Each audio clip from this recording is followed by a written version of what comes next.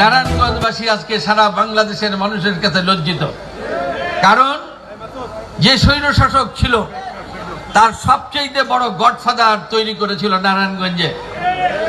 বিনে ভোটে তিনবার সে এমপি ঘোষণা দিয়ে ক্ষমতায় ছিল। তার মধ্যে ছিল ক্যাডার বাহিনী।